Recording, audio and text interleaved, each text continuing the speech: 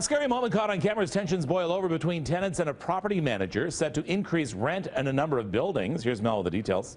Well, Kev, the shocking video shows the company's CEO getting into a scary confrontation in Parkdale, nearly running over a man, but thankfully no one was injured here, so have a look. Holy shit, man.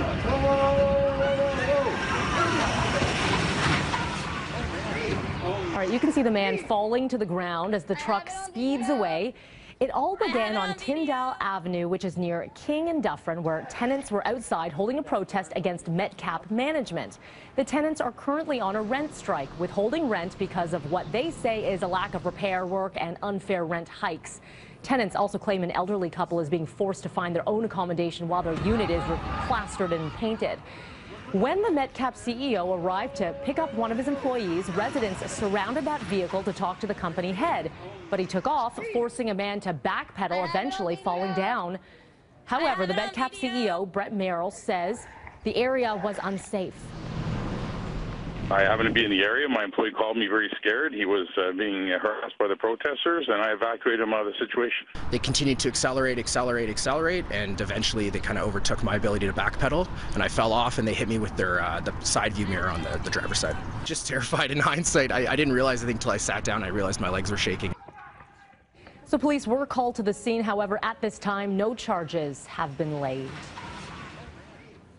An 11-year-old girl lucky to be alive today after falling from a 5th floor of an apartment building in North York. The child rushed to hospital last night after residents reported the girl had fallen from that 5th floor. It's not clear how she fell. Thankfully, she only got a few broken bones and is expected to be okay. Police say they don't believe the incident is suspicious, but they continue to investigate.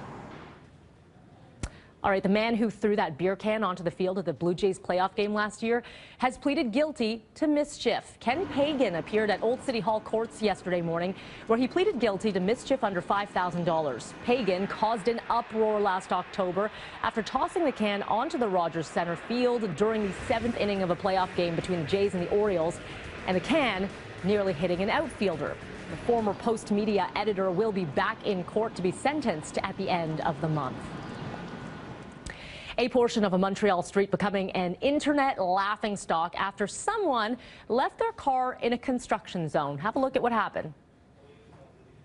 So this photo is going viral. It was taken last week after workers decided, let's just pave around the vehicle instead of getting it towed. The company says they were crunched for time ahead of a strike deadline at midnight and didn't have time to move that vehicle. The car has since been removed from the area. The strike has ended after the province passed a back-to-work law.